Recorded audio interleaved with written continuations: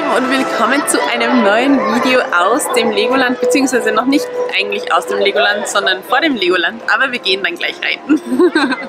Heute sind wir am Start hier in Günzburg mit 10 Tipps für euren Legoland-Besuch. Wir haben uns bemüht, wir sind jetzt schon öfter hier gewesen, haben uns bemüht, 10 Tipps rauszusuchen, welche euren Besuch hier im Legoland versüßen sollen. Und mit dem ersten kommen wir gleich direkt am Start daher. Und zwar bezüglich der Tickets. Es ist jetzt so, dass es hier im Legoland, jedenfalls Stand Ende Mai, keine Corona-Restriktionen mehr gibt. Es gibt auch keine datierten Tickets mehr. Das heißt, ihr könnt einfach herkommen und euch hier euer Ticket holen oder es im Internet schon vorkaufen. Ganz spontan, ohne Reservierung. Gibt es was Besseres? Ja. Ich glaube nicht. Das Einzige ist, sehr viele haben sich heute spontan entschieden herzukommen, also wir sind gespannt, wie viel dann wirklich los ist. Ganz richtig. Also wir würden euch natürlich Richtung Sommer, es ist immer ein bisschen schwierig zu planen, aber wir würden euch empfehlen, natürlich unter der Woche hierher zu kommen. Heute ist ein Feiertag, Christi Himmelfahrt, der 26. Mai. Es sieht ziemlich voll aus, also versucht am besten solche Tage zu vermeiden. Das ist unser erster Tipp. Macht nicht denselben Fehler wie wir. Und ja, ansonsten kann man die Tickets auf jeden Fall jetzt wieder online und auch vor Ort kaufen. Das ist jetzt nach 2 Jahren wieder neu. Wir gehen jetzt mal rein und dann schauen wir weiter. Bei der Gelegenheit machen wir euch auch gleich mit Tipp Nummer 2 vertraut. Und zwar überlegt euch, ob ihr euch nicht eine Jahreskarte hier kaufen wollt. Auch wenn ihr vielleicht nicht ganz so oft hierher kommt. Es gibt immer wieder Angebote, sowohl im Internet als auch hier, wo man ganz günstig eine Jahreskarte bekommt. Und was das Nette dabei ist, ist, dass man dazu ja auch das legendäre Gutscheinheft bekommt. Wir haben dazu mal ein separates Video gemacht und das zahlt sich auch teilweise schon ab dem ersten Besuch aus. Also wir verlinken euch das Video oben, falls ihr Interesse habt, die Legoland Jahreskarte. Ich habe jetzt einen neuen Freund gefunden, nachdem ein anderer belagert wurde. Ein kleiner Drache.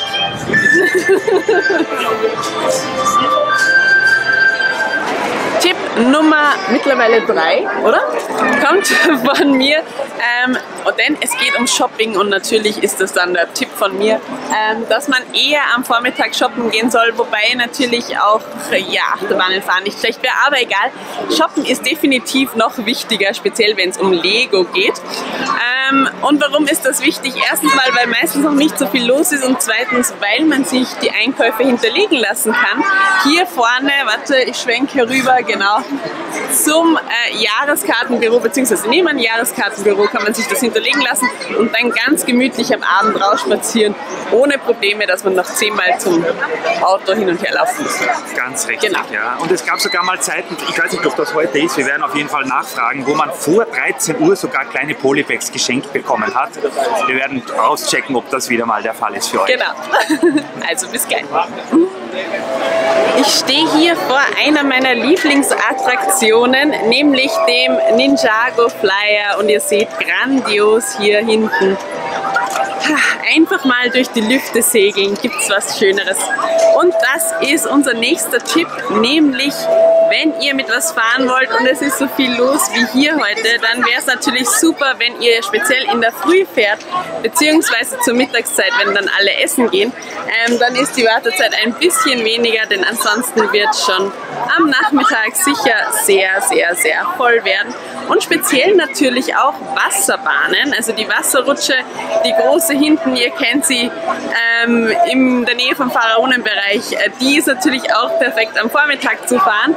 Also wer sich traut, spart sich da sicher ein bisschen Zeit beim Anstehen. Genau. Christoph hat gefragt, schaut das nach Essen aus? Nein, leider nicht. Aber es ist trotzdem sehr bunt und sehr informativ. Wir sind hier übrigens gegenüber vom Duploland, also falls ihr diese Tafel sucht zum nochmal nachlesen. Ihr wisst, wo sie zu finden ist. Und was ist hier interessant? Das Legoland feiert 20 Jahre, das wisst ihr hoffentlich schon. Es gibt ja sogar einen eigenen Song, wenn ihr ihn noch nicht kennt, hineinhören. Ja, und glaube ich einen eigenen Tanz, liege ich da richtig? Oh ja, kann ich leider noch nicht. Kommt noch. Und hier habt ihr die Termine von den verschiedenen Veranstaltungen, die eben in dieser Saison stattfinden werden. Wie zum Beispiel die funkelnden Sommernächte oder auch Halloween, Gruselwochen und so weiter und so fort. Also hier könnt ihr euch definitiv informieren was alles passieren wird dieses Jahr. Der Veranstaltungskalender ist übrigens auch auf legoland.de einsehbar. Also informiert euch das, wenn ihr euch das interessiert und wenn ihr da bei dem ein oder anderen Event dabei sein möchtet. Und ich will ja nicht sagen, aber Legoland-Parade werden wir sicher auch noch auschecken. Noch ein weiterer guter Tipp, damit ihr nicht wie dieser Herr hier ganz fertig herniederliegt am Boden, empfehlen wir euch auch, sich die Legoland-App herunterzuladen. Ich zeige euch die gleich mal. Denn hier könnt ihr euch einerseits natürlich informieren, welche Fahrten es überhaupt gibt. Oh, die Drachenachterbahn rauscht gerade vorbei. Also welche Fahrten es überhaupt gibt, beziehungsweise wie weit die weg sind. Und andererseits seht ihr auch, wie es mit den Wartezeiten aussieht. Das heißt, ihr könnt das gut planen, wo ihr euch als nächster hinbegebt, wo es kurze Wartezeiten gibt und wo ihr doch vielleicht ein bisschen länger warten müsst, wie zum Beispiel derzeit gerade beim großen Lego-Rennen. Genau, es ist nur 5 Minuten Fußweg entfernt, aber 50 Minuten zum Anstehen. Das ist doch ein bisschen länger. Genau. Hello. Wir haben gerade den Tipp bekommen, dass man sich auch einen Expresspass kaufen kann. Das könnt ihr übrigens auch in der App machen, hier unter Tickets. Also auf jeden Fall bei Android ist das so. Da geht ihr einfach auf Expresspass hier kaufen und dann habt ihr, wenn mein Handy schnell lädt oder auch nicht, die verschiedenen Optionen der Expresspässe.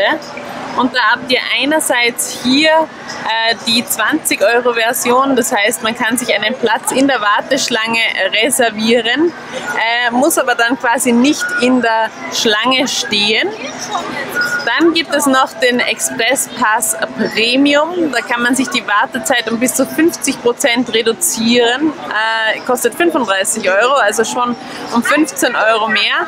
Übrigens, bitte limitierte Verfügbarkeit pro Tag, also man muss halt schauen, ob man da noch einen bekommt. Und dann noch den Expresspass Gold, da kann man die Wartezeit bis um 90% reduzieren, also hat man quasi keine Wartezeiten, auch wenn viel los ist. Kostet natürlich auch dementsprechend 80 Euro. Ob einem das wert ist, muss man dann selbst entscheiden. Kommt drauf an. Ich denke mal, wenn man nur einen Tag im Legoland hat, könnte man sich das definitiv mal gönnen, wenn viel los ist. Ja, besonders an so Tagen wie heute, wo wirklich extrem viel los ist und wir haben noch keine Fahrt gesehen, wo Wartezeiten unter einer halben Stunde waren. Ihr müsst halt bedenken, diese Tickets sind pro Person. Das heißt, wenn ihr mit euren Kids kommt, dann geht das schon ins Geld. Ja, definitiv. Oder ihr plant eben gut im Sinne, dass ihr sagt, okay, wir fahren zu den Zeiten, wo andere eben essen gehen und so weiter und so fort. Vielleicht, ja, spart man sich dann auch ein bisschen was. Unser nächster Tipp für euch, und zwar an so Tagen wie heute, wo wirklich sehr viel los ist, man kann sich ins Legoland auch seine Jause mitnehmen. Also es wird am Eingang zwar eine kleine Taschenkontrolle durchgeführt, aber Essen und Trinken ist erlaubt mit hineinzunehmen. So könnt ihr, wenn ihr nicht unbedingt essen gehen wollt, auf jeden Fall Zeit sparen hier, weil doch, so wie heute, sehr lange Wartezeiten bei den Restaurants und Essbuden ist, und da könnt ihr euch dann auf die Parkbänkchen oder auch teilweise in die Picknickbereiche setzen und einfach euer mitgebrachtes Essen genießen. Vielleicht mit Blick auf diesen coolen Ninjago Flyer hier. Rita stellt sich übrigens trotzdem dort hinten zum Essen kaufen an. Ich weiß nicht, was sie dort kauft, ich glaube Pommes frites, aber wir werden es gleich sehen.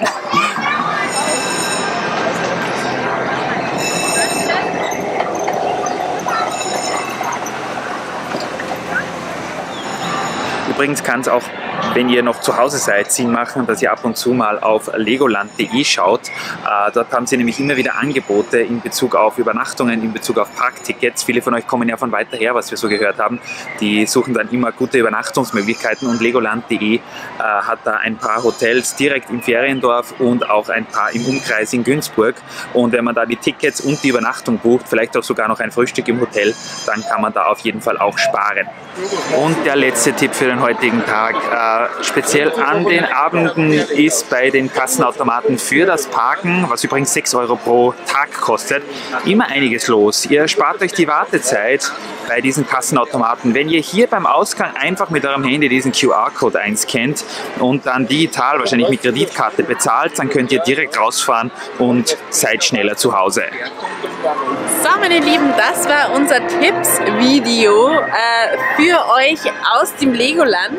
Ich hoffe, wir konnten euch ein bisschen helfen, um euren Trip zu planen, um den einfach so nett wie möglich zu gestalten. Und ich habe noch einen allerletzten Tipp für euch, nämlich wenn drinnen bei den Toiletten... Ein Bonustipp also. Ja, genau. Wenn drinnen bei den Toiletten beim Ausgang so viele Leute anstehen, was meistens der Fall ist gegen Abend, dann geht doch einfach raus aus dem Legoland und geht hier in die Toilettenanlagen rein. Das sind genau die gleichen, sie sind bloß getrennt durch so einen, ja, wie eine Art Vorhang und sind meistens fast noch schöner, weil einfach sehr wenig Leute hier draußen hingehen. Ja, richtig. Wenn von dir jetzt noch ein Sondertipp kommt, kommt von mir auch noch ein Sondertipp. Und zwar merkt euch, wo euer Auto steht, denn wir hatten schon mal das Vergnügen, dass wir nicht uns gemerkt haben, wo unser Auto steht. Und dann mussten wir relativ lang suchen. Genau. Aber haben es dann im Endeffekt noch gefunden, da schon viele nach Hause gefahren sind und unser Auto dann alleine dort stand. Das sind natürlich auch nur unsere Tipps. Wenn ihr noch Tipps habt für einen schönen Besuch im Legoland, dann meldet euch sehr gerne in den Kommentaren oder schreibt uns auf den anderen Kanälen an. Genauso, wenn ihr Fragen habt, immer her damit. Und dann sehen wir uns demnächst sicher wieder mal im Legoland. Vielleicht. Genau. Wir kommen sicher demnächst wieder mal her, weil hier gefällt es uns doch sehr, sehr gut. Genau. Deswegen, wir wandern jetzt nach vorne zur Duplo-Biene, die man so schütteln kann und dann macht das Geräusche, mit der spielt der Tim immer recht gern und unser Auto steht da ganz vorne. Deswegen, da wandern wir jetzt hin, habe ich mir gemerkt, und dann sehen wir uns hoffentlich bald wieder, weil wir ja gut nach Hause gekommen sind. Ja, außer wir finden unser Auto nicht, dann melden wir uns nochmal von hier. Kann sein. Bis demnächst. Tschüss. Tschüss.